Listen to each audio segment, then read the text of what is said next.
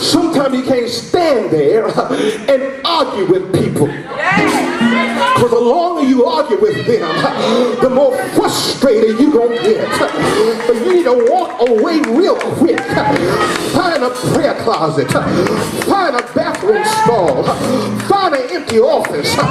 Get in your car and take a 5-minute drive. Because you got to get at the face of man and get in the face of God. And listen, just don't sit there and complain, but call on him until you see the glory cloud come down. Call on him till you can feel his presence. I wish I could help somebody here. For the Bible says, Solomon said it best. He was a man that was familiar with frustration, dealing with people that was contrary.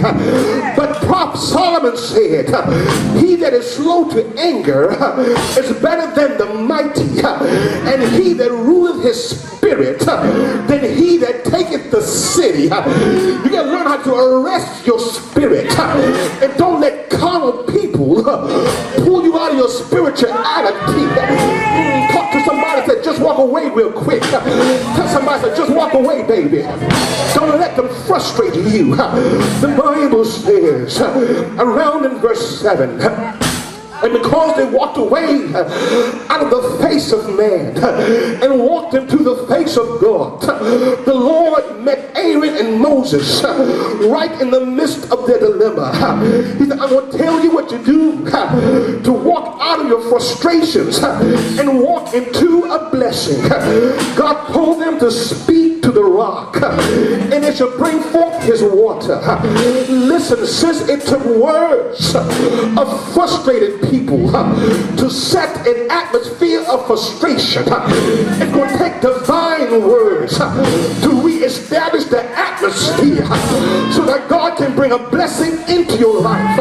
I've told you once and I've told you 1,000 times that your words got weight. You be careful for what you say, because sometimes we create our own atmosphere because we say the wrong things. But God said, I got to change this atmosphere. It's too much murmuring that's in this atmosphere. It's too much frustration in this atmosphere. It's too much negativity in this atmosphere. There's too many distractions in this atmosphere. But you got to go before God's presence so he can give you a fresh word. I need a fresh word to speak over my condition, to speak over my trouble, to speak over my bills, to speak over my marriage. I'm frustrated in this house. I'm frustrated with everybody up in here. And if the truth be told, I'm frustrated with myself. Because nothing is breaking, nothing is flowing. There's no seed here. There's no figs here. There's no vine here. There's no manifestation here. There's no water here. That's how you feel sometimes. I ain't got no seed. I ain't got no money. I ain't got no joy. I ain't got no man. I ain't got no husband. I ain't got no joy. I ain't got no strength. I ain't got no love.